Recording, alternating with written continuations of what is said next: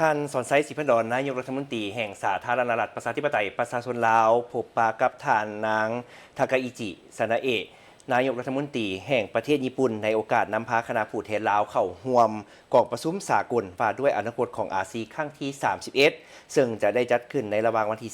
10-11 มิถุนายน 2026 ที่นครหลวงโตเกียวประเทศญี่ปุ่น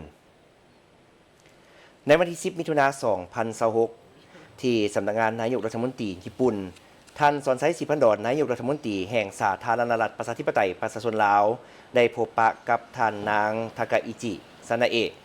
นายกรัฐมนตรีแห่งประเทศญี่ปุ่นในโอกาสนำพาคณะผู้แทนลาวเข้าร่วมกองประชุมสากลว่าด้วยอนาคตของอาเซียนครั้งที่ 31 ภายใต้หัวข้อการเฮ็ดเวียกร่วมกันเพื่อความเข้มแข็งทนทานและเจริญรุ่งเรืองยิ่งขึ้นของอาเซียนในระหว่างวันที่ 10-11 มิถุนายน 2026 ที่นครหลวงโตเกียวประเทศญี่ปุ่น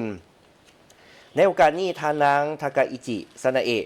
ได้แสดงความยินดีต้อนรับอันอบอุ่นและแสดงความสมเสยท่านสอนไซศิพันดรที่ได้รับการเลือกตั้งให้ดำรงตำแหน่งนายกรัฐมนตรีแห่งสาธารณรัฐประชาธิปไตยประชาชนลาวอีกสมัยหนึ่งในเดือนมีนาคม 2026 ที่ผ่านมาพร้อมทั้งได้แสดงความขอบใจมายังรัฐบาลและประชาชนลาวที่ได้ให้การต้อนรับอันอบอุ่นแก่การเยี่ยมยามทั้งการอยู่สาธารณรัฐประชาธิปไตยประชาชนลาวของสมเด็จเจ้าหญิงไอโกะแห่งประเทศญี่ปุ่นในเดือนพฤศจิกายน 2025 ที่ผ่านมาซึ่งสาธารณรัฐประชาธิปไตยประชาชนลาวแม่นประเทศทับอิฐที่พระองค์เสด็จเยี่ยมยามทั้งการและยังได้ตีราคาสูงต่อผลสำเร็จของการจัดงานบุญลาวประจำปี 2026 อยู่นครหลวงโตเกียวประเทศญี่ปุ่นในท้ายเดือนพฤษภาคม 2026 ที่ผ่านมานี้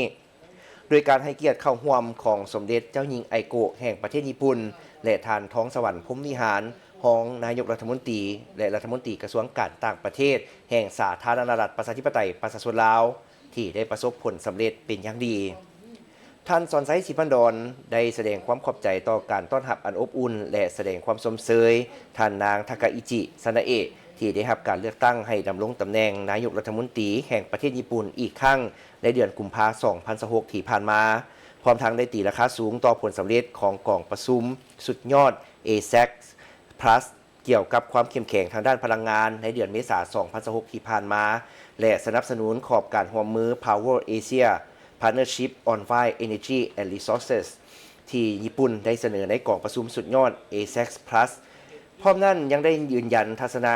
อันเสมอต้นเสมอปลายต่อการร่วมมือในขอบ2ฝ่ายลาวญี่ปุ่นที่มีมูลเชื่อมาแต่ดุนนานและขอบการร่วมมือหลายฝ่ายก็คือขอบการร่วมมืออาเซียนญี่ปุ่นอีกด้วย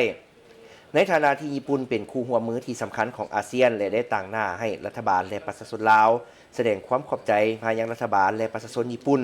ต่อการสนับสนุนและช่วยเหลือที่มีประสิทธิภาพให้แก่สาธารณรัฐประชาธิปไตยประชาชนลาวตลอดระยะผ่านมา